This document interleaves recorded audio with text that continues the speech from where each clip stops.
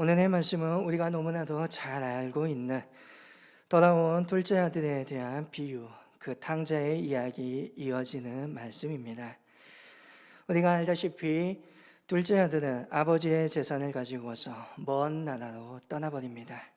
아버지가 보이지 않는 그곳에서 그는 자신의 마음대로 생활을 하다가 결국 아버지께 물려받은 모든 재산을 다 탕진해 버립니다. 산입에 거미줄은 칠 수 없는 노릇이지요.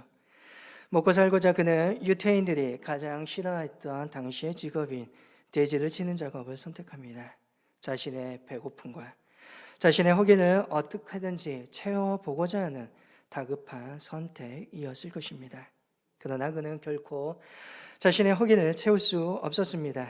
돼지가 먹는 쥐엄 열매로 자신의 배를 배불리고자 하였으나 그도 여의치 않는 매우 어찌 보면 되지만도 못한 삶을 살아가게 됩니다.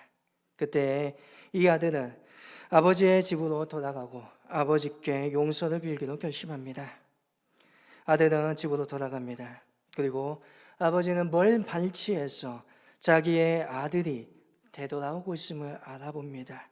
그리고 달려와서 목을 안고 입을 맞춥니다. 그리고 제일 좋은 옷을 입히고 손에 다시금 가락지를 끼우고 신발을 신기고 이어서 집으로 데려와 살찐 송아지를 잡고 크게 잔치를 벌이며 자신의 아들이 되돌아온 것을 매우 즐거워합니다. 여기까지의 이야기를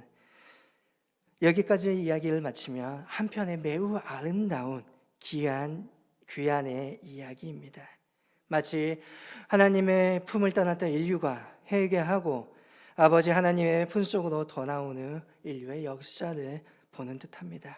한 사람이 가출하고 여행을 떠나 고난을 받고 깨달음을 얻어서 다시 귀환하는 성숙해져가는 전형적인 성장 드라마의 하나의 모습을 보여줍니다. 그러나 문제는 이렇게 아름다운 이야기 뒷면에 있는 또 다른 이야기라는 것입니다. 둘째 아들의 귀환이나 한 사람의 성장에 대해서 못마땅한 눈으로 지켜보고 있는 사람이 있는 것입니다. 그가 바로 첫째 아들, 막 아들입니다. 이 아들은 단 한 번도 아버지의 속을 썩인 적이 없습니다. 그는 매우 성실하였습니다. 막 아들의 인생은 아버지가 볼 때 전혀 문제가 없는 삶이었습니다. 그러나 둘째인 탕자로 생활하다가 되돌아온 그 아들이 돌아오자 갑자기 우리의 눈에는 첫째 아들의 삶이 문제가 많은 삶처럼 엉클어지고 흐트러져 버립니다. 25절에 보니 마다는 밭에서 열심히 일하다가 돌아오는 길입니다. 그리고 자기의 집에서 흥겨운 풍류와 춤추는 소리가 들려옵니다. 그리고 아들은 묻죠. 종에게 묻습니다. 도대체 집에 무슨 일이 있느냐? 그러자 종은 말합니다. 당신의 동생이 되돌아왔습니다. 그리고 당신의 아버지는 건강한 그를 맞이하기 위하여서 살찐 송아지와 또한 음악과 춤을 추며 기뻐하고 있습니다. 이 소리를 들은 첫째 아들, 과연 어떠한 심정이었을까요? 그는 아마 모든 안색이 싹 바뀌고 또한 안 좋게 생각할 것입니다. 그는 노하여 들어가지 아니하였다라고 성경은 말합니다. 만약 여러분들이 형의 입장이었다면 이 소식을 들었을 때에 어떠한 표정을 짓고 계시겠습니까? 아마 가장 좋은 스토리로는 내 동생이 들어왔구나, 기쁘구나, 함께 내 동생의 얼굴을 보자, 이렇게 생각하는 것이 가장 좋은 또는 도덕적인 이야기의 결말이겠지요. 그러나 성경에서 묘사하고 있는 형의 모습은 매우 솔직합니다. 형은 아버지의 한 대를 받고 있는 동생 때문에 매우 기분이 나쁩니다. 이는 단지 동생에 대한 비난의 마음 때문이 아닙니다. 반탕한 생활을 하고 모든 재산을 탕진하고 돌아온 동생을 항대하고 있는 그것에 대한 분노가 아닙니다. 형이 정말 지금 하고 내고 있는 것은 아버지가 자신에게 보여주었던 태도입니다. 그것은 어찌 보면 첫째 아들의 말에서 볼 수 있습니다. 내가 아버지의 명령을, 아버지의 말씀을 내가 여러 해 동안 지켰지만 아버지는 나에게 단 한 번도 염소 새끼 한 마리라도 잡아서 내 친구들과 즐기게 하지 않았습니다. 첫째 아들은 아버지께 그러한 섭섭함을 드러냅니다. 여러 해 동안 아버지를 어겨본 적도 없고 매일 성실하게 일하였고 아버지의 말 따라서 모든 것을 관리해 왔는데 아버지는 나를 위하여서 단 한 번도 잔치를 열어준 적이 없다는 것입니다. 아마 그에게는 지금까지는 잔치를 벌여주지 아니하였던 것 전혀 문제가 없었습니다. 그런데 동생이 되돌아와서 그 동생을 위하여서 아버지가 잔치를 열어보니 자신의 기분이 나빠진 겁니다. 무엇입니까? 비교하게 된 겁니다. 어찌 보면 아버지에 대한 반감 이전부터 있을 수도 있습니다. 도저히 아버지를 이해할 수 없었을 것입니다. 왜냐하면 아버지의 재산을 달라고 동생이 말하고 그 재산을 가지고 그 동생은 떠났습니다. 재산이라는 건 유산입니다. 아버지가 돌아가신 후에 주는 것입니다. 그런데 이 동생은 아버지한테 어차피 줄 거면 지금 달라는 거죠. 아버지 빨리 주워주세요. 그렇게 말하고 있는 겁니다. 형이 봤을 때는 얼마나 망나니 같은 동생입니까? 그런데 아버지는 그 동생을 싸고 돕니다. 그리고 나서 재산도 줍니다. 그리고 밥을 먹을 때마다 눈물을 짓습니다. 그리고 아들이 돌아오는 것을 아버지가 보았습니다. 무슨 말입니까? 자기 집에서 멀리 떨어져서 동네 어귀에서 혹시나 내 둘째 아들이 돌아오지 않을까 그 어귀에서 아들이 오기만을 바라보고 있습니다. 첫째 아들의 마음은 어떨까요? 성실하게 일하였습니다. 아버지가 집 밖에서 마을 오기에서 동생을 기다리고 있는 그 순간에도 그는 아버지의 재산을 위해 아버지의 밭을 위하여 그는 열심히 일하고 있다는 것입니다. 성실하게 생활하였는데 아버지는 성실한 자기보다 망나니 동생을 더 사랑한 것처럼 보여집니다. 사실 우리의 삶에서도 이러한 일들은 자주 일어나지 않습니까? 우리가 가진 것들로 인하여서 충분히 만족할 수 있습니다. 그런데 우리의 문제는 자꾸만 다른 이들과 비교한다는 것입니다.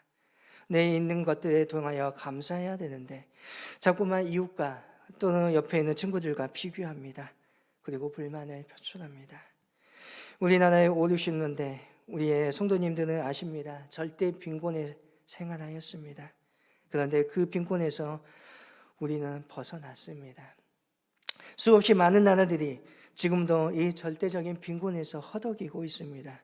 그런데 우리는 불과 3, 40년 만에 100년도 안 되는 반세기 만에 그 빈곤을 모두 다 이겨냈습니다. 그러나 여전히 우리는 빈곤하다고 여깁니다. 무엇입니까? 상대적으로 빈곤하는 것입니다. 다른 사람들은 좋은 차를 타고 다니고 다른 사람은 큰 집에서 살고 있고 다른 사람은 해외여행을 펑펑 다니고 있는데 나는 그렇지 못한다는 거죠. 그리고 자꾸 비교하며 나의 삶이 불행하다고 말합니다.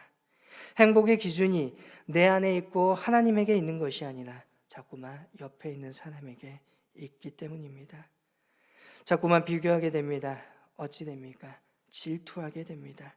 질투는 어떻게 됩니까? 결국 안 좋은 살인인 것까지 이어지게 됩니다. 우리는 그것을 성경을 통해서 보고 있습니다. 최초의 살인이 누구입니까? 살인자는 가인이었습니다. 다른 것이 아닙니다. 자신의 동생과 비교하였고 질투심이 솟아났습니다. 결국 아벨을 죽이게 됩니다. 가인은 형입니다. 아벨은 동생이었습니다. 가인은 농산을 지어서 땅에서 수없이 많은 소산을 가지고 있었고 이것을 제물로 드립니다. 아벨은 양을 쳐서 양을 새끼도 제물로 드리죠. 하나님이 아벨의 제사만을 받고 가인의 제사는 연락하지 않습니다. 왜 하나님께서 그렇게 하셨는지 창세기를 통하여서 우리는 그 이유를 알 수는 없습니다. 그러나 이러한 모습이 우리의 삶 속에 자주 일어난다는 것입니다. 나보다 못한 것 같은데, 나보다 잘나지 않은 것 같은데 나보다 훨씬 더 좋고 나보다 훨씬 더 잘 나갑니다. 동등한 능력처럼 보이는데 천지 차이의 모습이 보인다는 거죠. 가인은 이 모습에 분노하였습니다. 그리고 그 분노를 다스리지 못하여 동생을 쳐 죽입니다. 질투심입니다. 아우가 하나님의 사랑을 다 가져간 것처럼 보입니다. 이것이 질투심의 본질이었고 질투심의 결말은 결국 죽음이었습니다. 다른 사람을 준행으로 몰고 결국 자신은 분행해져 버립니다. 부러워한 상대를 미워했기 때문이요, 그렇게 되지 못하는 자신을 쪼며 몰아쳤기 때문입니다. 오늘 저와 여러분은 이러한 비교, 때로는 이러한 질투심을 극복할 수 있기를 원합니다.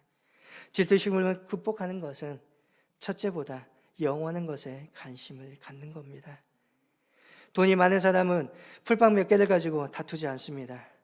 영원한 것, 그 예수 그리스도에 대한 모든 소망을 두고 있다면 어찌 보면 우리는 물질과 명예와 인정 등 세상의 것들을 작게 여기고 싸우지 않을 것입니다. 안타깝게도 맏아들은 그렇지 못했던 것 같습니다. 결국 둘째 동생과 비교하여 가슴에 질투심이 넘쳐납니다. 어찌 보면 맏아들은, 첫째 아들은 자신에 대한 확신을 가지고 있지 못했던 것 같습니다. 자신에 대한 확실한 믿음이 있었더라면 다른 사람의 성공이나 다른 사람의 가진 것에 위축되거나 분노하지 않습니다. 그것은 자기가 하는 일에 대한 확신, 자기 인격에 대한 확신, 하나님께서 나의 삶을 붙들어 주시고 나의 삶을 인정해 주셨다라는 확신에서 나오는 자존감, 프라이드입니다.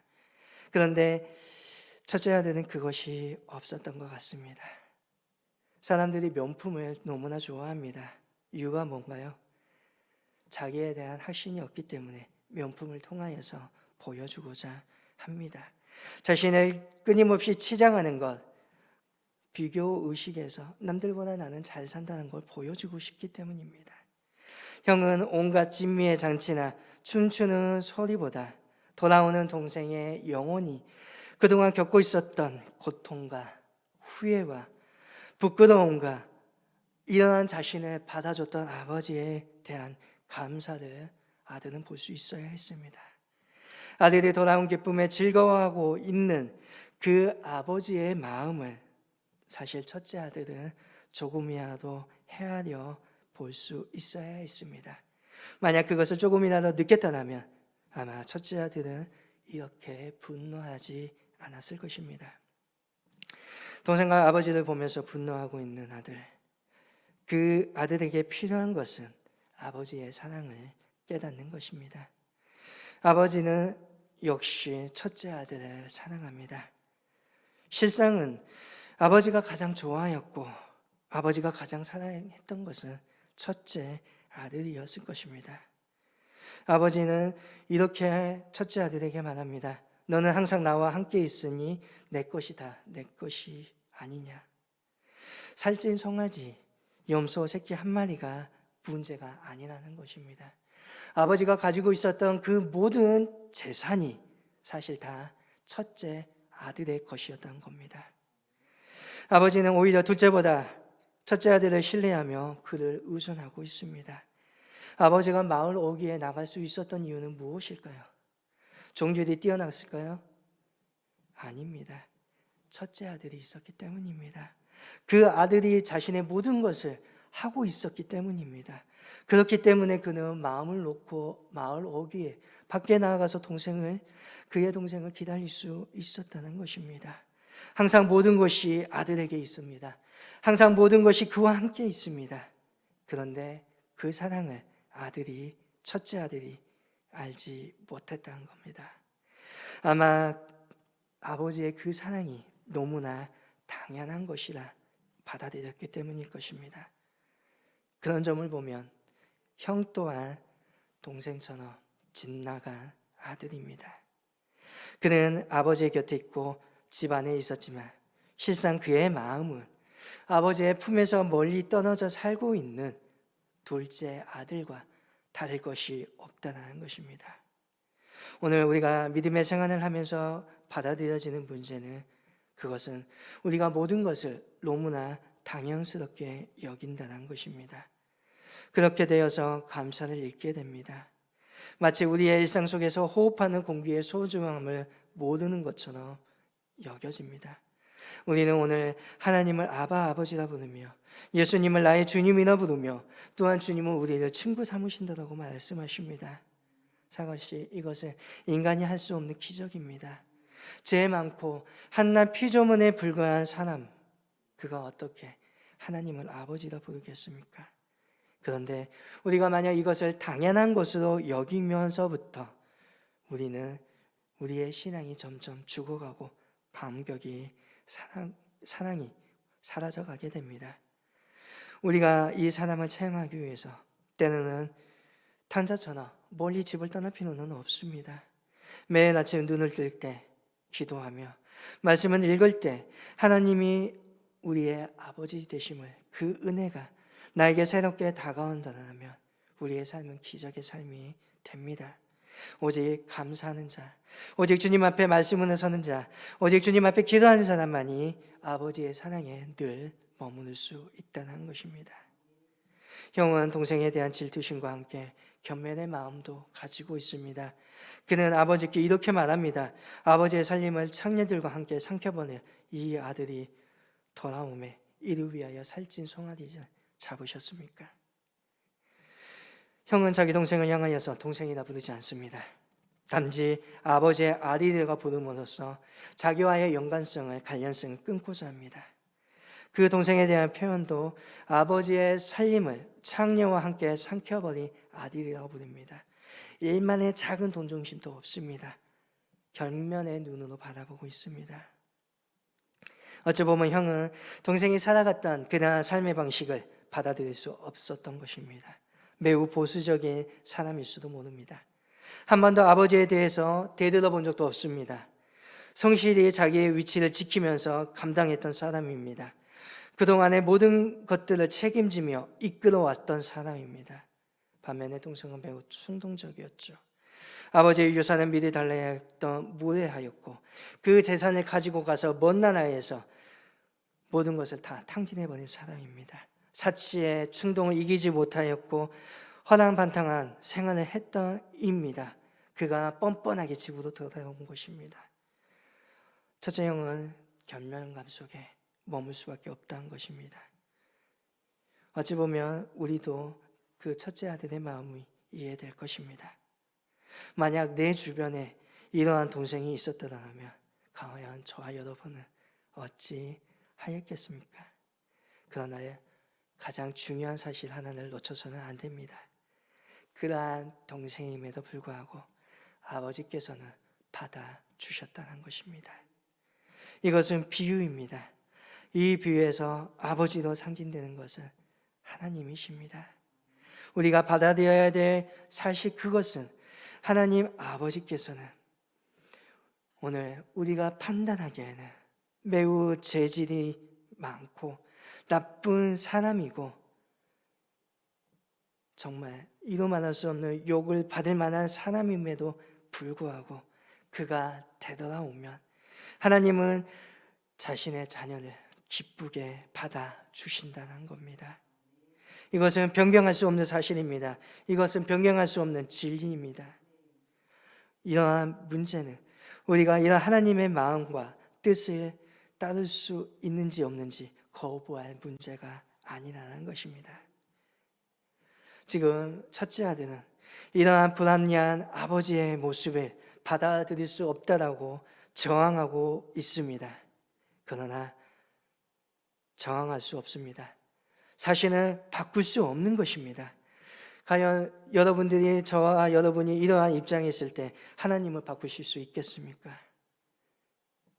바꿀 수 없습니다. 결국 우리의 판단과 경험을 앞세우게 되면 하나님의 뜻에 순종하지 못하고 하나님의 뜻에 거역하는 사람들이 되어버립니다. 내 판단과 기준으로 볼 수 없는 것입니다. 그리고 사실은 집 나간 아들 못지않게 우리 역시 첫째 아들과 같은 사람들입니다.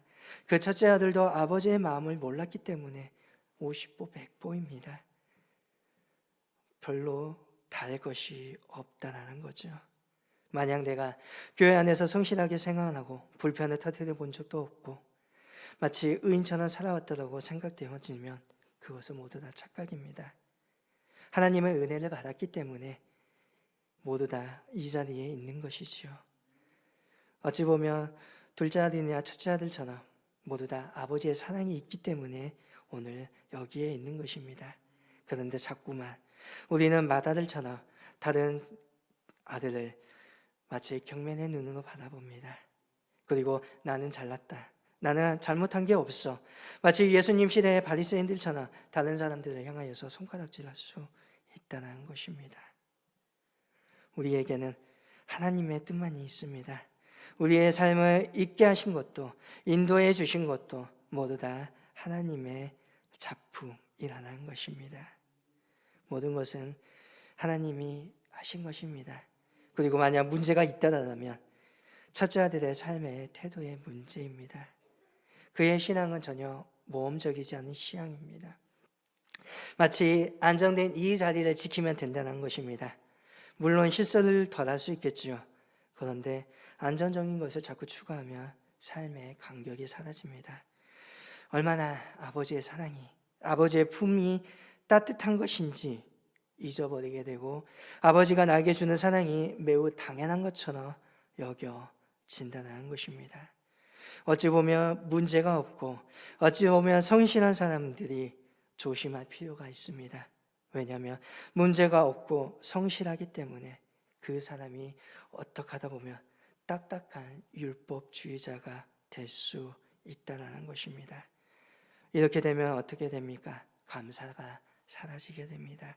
아버지의 사랑을 잊게 됩니다. 그리고 자신의 기준으로 다른 이들을 판단하게 됩니다. 하지만 아버지는 그것마저도 끌어안습니다. 그리고 아버지는 함께 기쁨의 그 자리에 있자라고 말합니다. 하나님께서는 오늘 우리에게 말씀하십니다. 나와 함께 그 기쁨의 자리에 있자꾸나.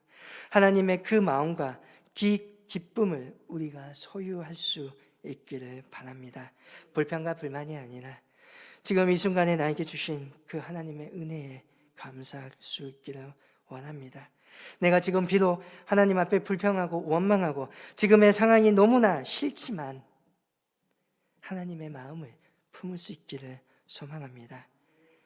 내가 하나님의 품을 떠났다고 해서, 내가 하나님을 싫다고 말한다고 해서 하나님은 나를 버리시는 분이 아닙니다.